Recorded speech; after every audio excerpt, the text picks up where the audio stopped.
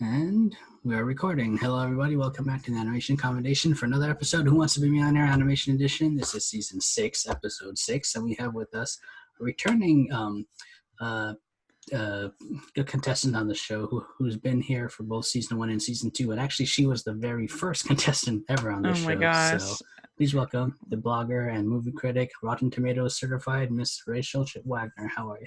Hi, I flamed out spectacularly though that first time. Stupid Flintstones, I'll never forgive them. Never ever. People who are new to you or new to this show, care to introduce yourself and what do you do? Yeah. I like you said, I'm a film critic. I am on Rotten Tomatoes. I am a podcaster. I have my own podcast, Rachel's Reviews, where we review all kinds of animated films. In particular is my love, with Talking Disney every month, and we do obscure animation, and I try to review all the animated films that come out. But then I also have the Hallmarkies podcast, which covers rom-coms and Christmas movies, and it's a lot of fun. So that's what's I do a lot of writing as well, and it's a lot of fun. Excuse me. And yes, I'll put links to all that below, so you guys can check it out. And for all of you who are new to this show, this is a 12-question multiple choice game about anything even remotely related to the field of animation. As long as Rachel keeps getting questions right, she goes high up the ladder. When she gets one wrong, that's the end of the game, and she leaves with the last number of points from the last safe haven. She has 3 lifelines to help her. 50-50 gets rid of 2 wrong answers. Phone a friend if she chooses. She can call someone for help or ask the expert. This season, our expert is blogger and film critic, Mr. Andrew Garrison. I've asked who he won the game show last year. I've asked him all these questions previously, and Rachel can see how he answered, decide if she wants to go with that or not. And if she goes to 32,000 points, she gets the 4th lifeline. Switch the question. And Rachel, are you ready to play Millionaire? I am ready. Okie doke. I'm going to share my screen with you. Can you see the Millionaire screen? There we go. Now I can. Awesome. And this is your ladder of points. Remember, the yellow ones are your benchmarks. Once you get to those, you can't lose them no matter what, okay? Okay. And this is Andrew Garrison. Richard has seen this already, but for everyone else watching, these are his strong points and weak points. And check out his blog at The Movie Guy and Friends at andrewthemovieguy714.wordpress.com. Okay. Rachel, let's start. All 500, right, 500 points. I have faith in you. Don't worry. The animated 2001 Japanese film Spirited Away was made by which studio? Is it A, Pixar, B, DreamWorks Animation, C, Illumination Entertainment, or D, Studio Ghibli? Studio Ghibli. Is that your final answer? Well, you got that right, correct. I think this is one that both you and I love. So good. It's my favorite of the of Miyazaki's and Studio Ghibli films. Me too. Yet I haven't seen all like you have yet, but I'm working my way. I have 3 or 4 to go. Oh yeah, it's really good. It's really special. It's just well written, in my opinion. Mm-hmm. All right, Rachel. The next one's so creative and inventive. Exactly. The next one's a 1,000 point. I have to remind you, if you get it wrong, you leave with nothing. I don't think that's going to happen, but just have to let you know. 1,000 points. Let's go. The character of Forky, a spork decorated with googly eyes, popsicle sticks, and a pipe cleaner, debuts in which animated Toy Story film? Is it A, Toy Story, B, Toy Story 2, C, Toy Story 3, or D, Toy Story 4? D, Toy Story 4, final answer. I think you knew that one without the choices. Your answer is... Yes, correct. I loved Forky. Was he your favorite character in that? Of the new ones? I mean, Woody's always going to be my favorite, but I loved Forky. I thought he was great, and I was skeptical actually going into it about Forky, but he totally won me over. I thought it was delightful. I had no issue with him. I know a lot of people found him like annoying, but I liked him fine. I had no problem with him. He was really cute. All right, Rachel, you have 1,000 points no matter what. Today you have at least that. Well, let's keep going. 2,000. In the animated UPA television series, The Dick Tracy Show, from 1961-1962, where does Dick Tracy work at? Is it A, a restaurant, B, an airport, C, a police station, or D, a library?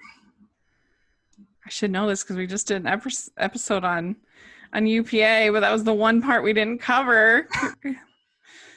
Take your time. You have lifelines if you need them. Pretty sure it's C, police station.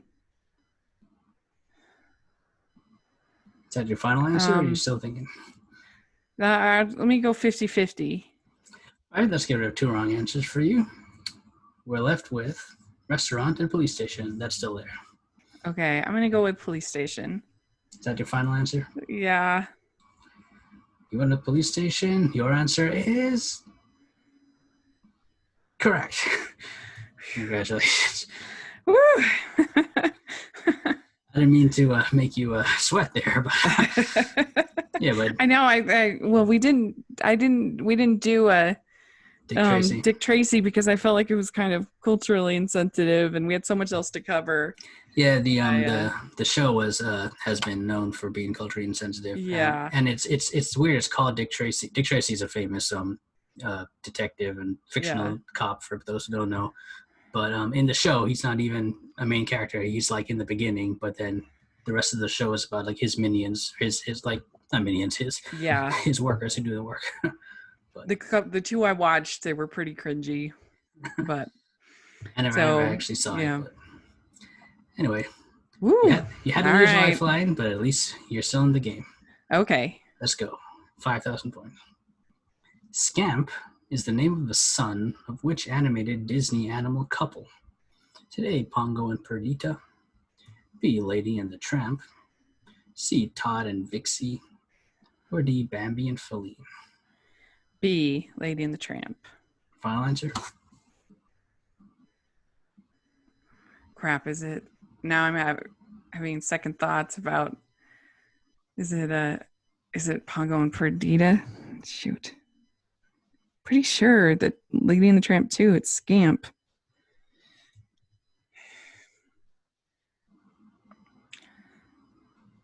I'm gonna go with my gut. I'm gonna go with B. Final answer? Yeah. All right, you are leaning towards B and you're going with your gut. Is that correct? You keep going. If it's wrong, that's the end of the game. Rachel, your answer is correct. Oh. I mean, if I have to go out on a Disney sequel, I can live with that. Yeah, you're right. It's Lady and the Tramp 2 Scamp's Adventure. He's the main character of that. Better forgotten sequel, we should say. Yeah. If I have to go out on a cheapquel, I can live with that. At least it's better than Hunchback of Notre Dame 2. Woo, yeah. Yeah. That's not saying much, but yeah. Actually, I don't know if maybe I've seen it once. I haven't seen it recently. Yeah, I've seen it only once as well, I think. And once is enough. Yeah, exactly. All right. Rachel, you still have 2 lifelines. Let's keep going. 10,000 points. Okay. What is the name of the fictional port where Tintin, Snowy, and Captain Haddock go to in the animated 2011 film The Adventures of Tintin? A. Soldavia. B. Bagar. C. San Theodoros. Or D. Borduria? I have no idea. Like, no clue. Okay, so you have, don't forget, you have the phone a friend or you have the Ask the Expert. Andrew is generally good with modern animated films.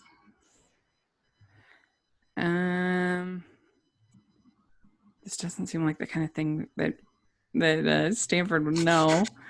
He's more of a Disney guy as far as his main knowledge, but maybe.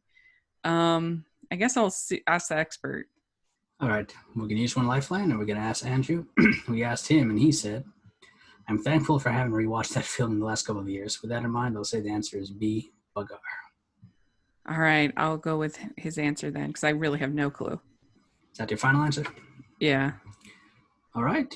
You weren't 100% sure. Well, you weren't sure at all. You asked Andrew. He said B. You went with it. Your answer is correct. Thank you, Andrew. Thank you, Andrew. Yeah, it's probably too small to see, but this is Hotel Bagar at the end. This is my if we're counting motion capture as animation, this is my favorite non-Disney, non-Pixar animated movie ever. It's really fun. I remember really enjoying it. I just wouldn't have any idea the name Yeah. of the hotel. I've been a big Tintin fan my whole life, so I've read like all the Tintin books multiple times. Yeah. So when this movie came out, I was ready for it, and I'm still waiting for that sequel from Peter Jackson. But I know. I feel they're probably going to reboot it before they do a sequel. But, Rachel. All right. You didn't have one lifeline, but you're 2 away from the next benchmark. Let's go. Know. 20,000. Which of the following animated Disney canon films is based on a novel written by Felix Salten? Is it A, Pinocchio, B, 101 Dalmatians, C, The Rescuers, or D, Bambi?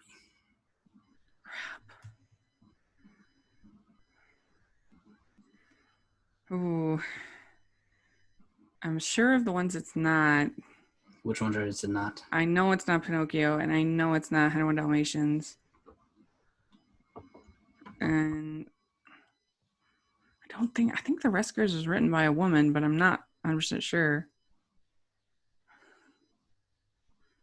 I'm going to guess. If you guess and get it right, you keep going. If you get it wrong, you go down to 1,000. That's the game. What I got to lose? You still have that last lifeline if you want. Yeah. Up to you. I guess I could call Stanford. He probably would know this. If you were going to guess, what are you leaning towards right now? I guess Bambi. Okay. I think it's Bambi. Because I'm pretty sure Pinocchio is written by an Italian name. And then 100 Dalmatians is definitely written by a woman. I think it's Dodie Smith is, I think, her name.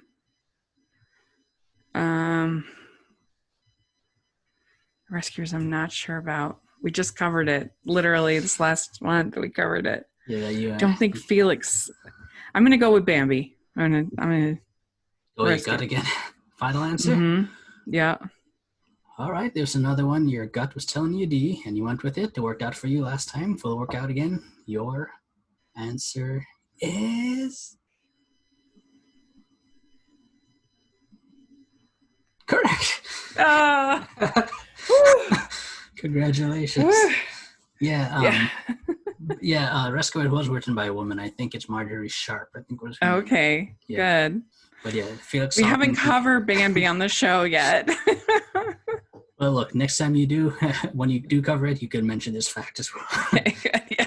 Bambi, Alive in the Woods. Felix. Seared in my brain.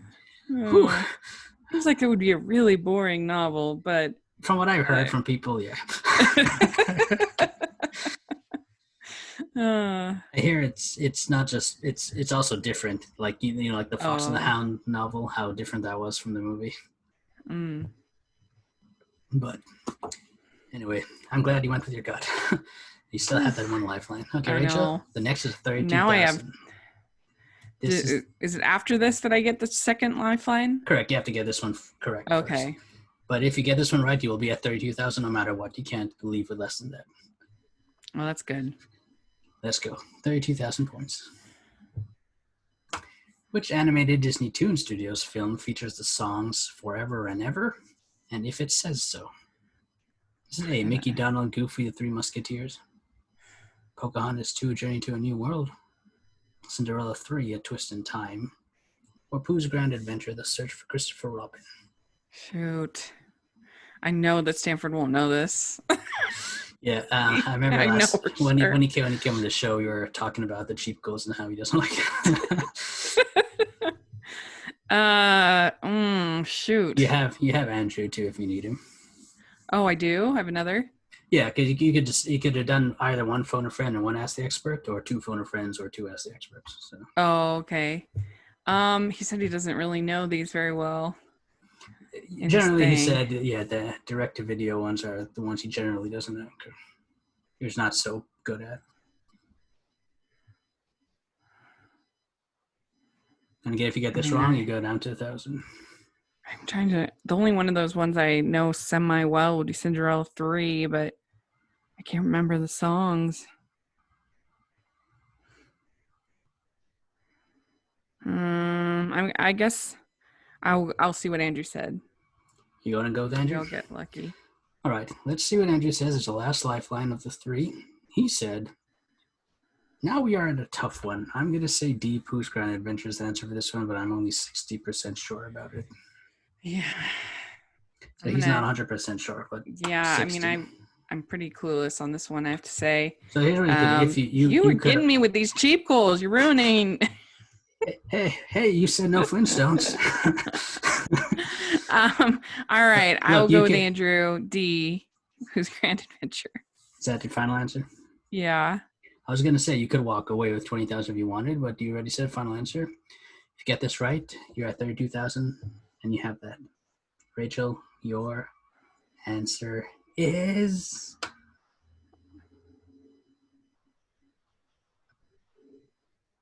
correct. Oh my gosh.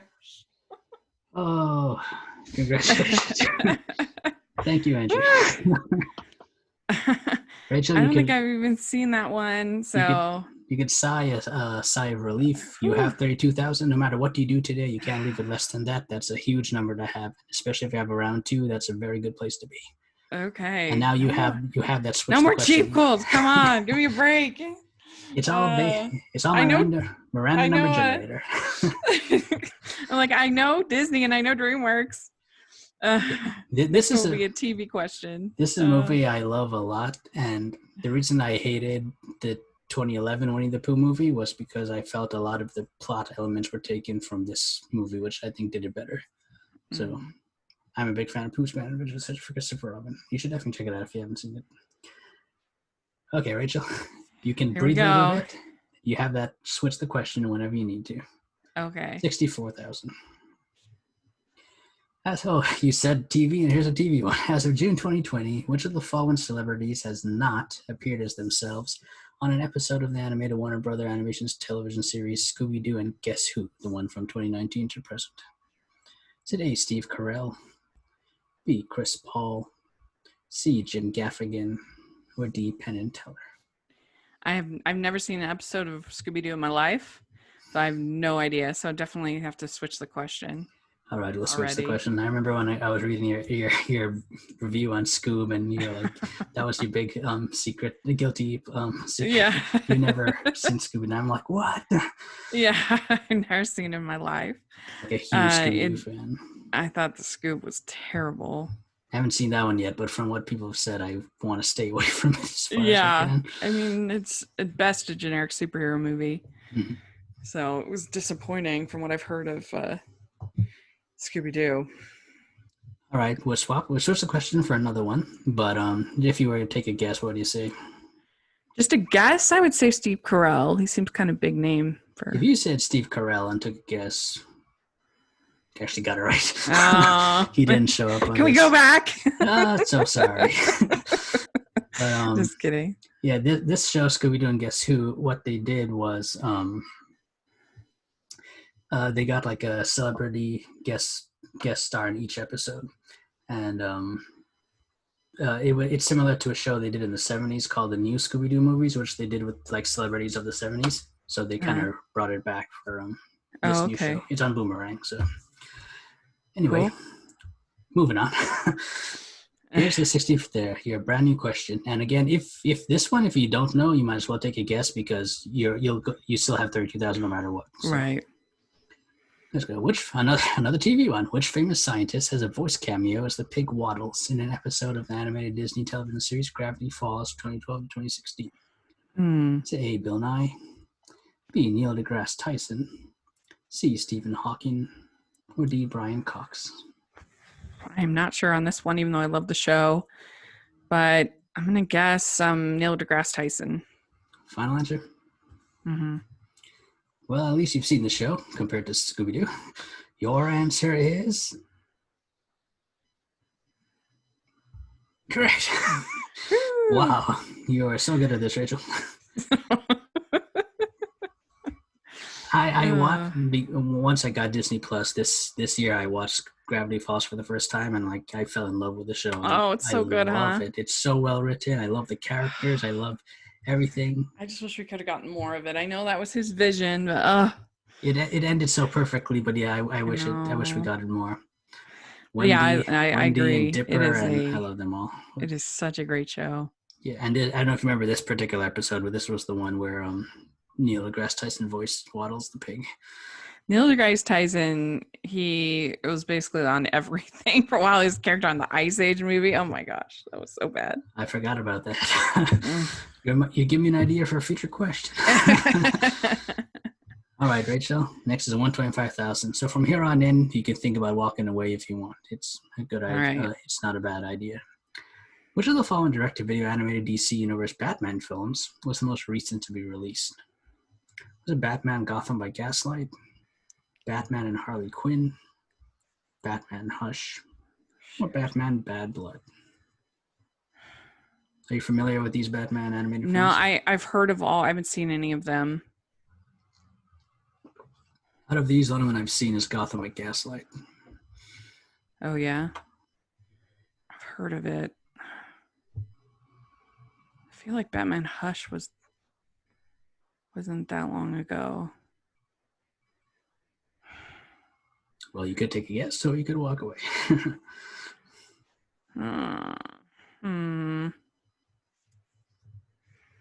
Batman Harley Quinn, that was 2018, I think. Gotham by Gaslight, when was that? I've never heard of Bad Blood.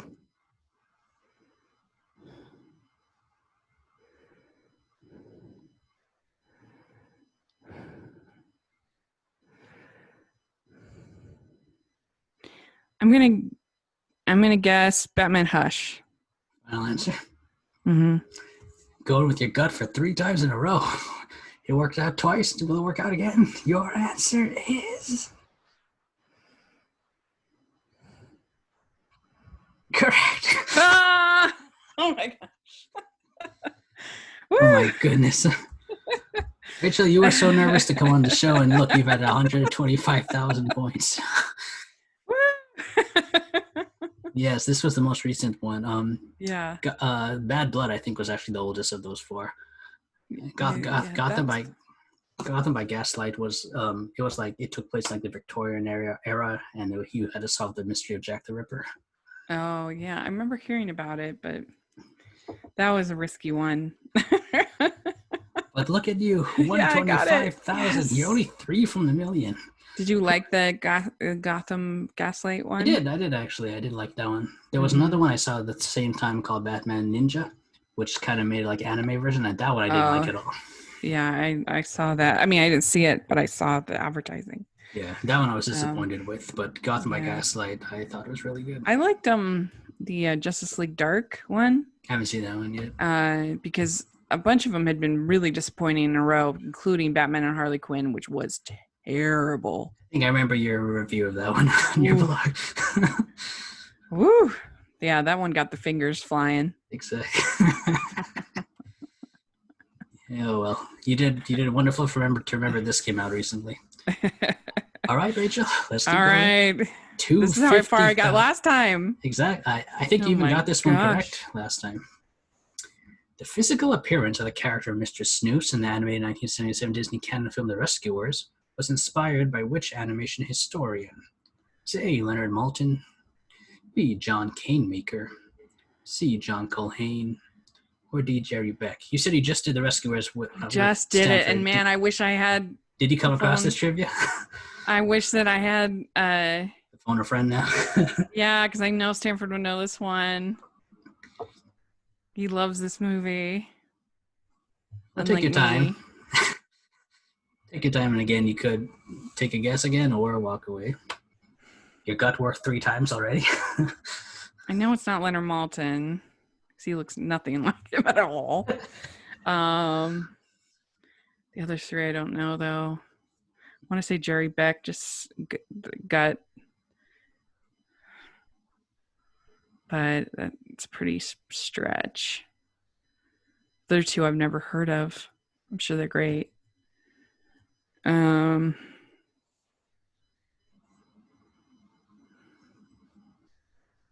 At least you remember who Mr. Snoops is and what he looks like. So yeah, that somewhat helps. Jerry Beck, was he a historian or an animator? Um,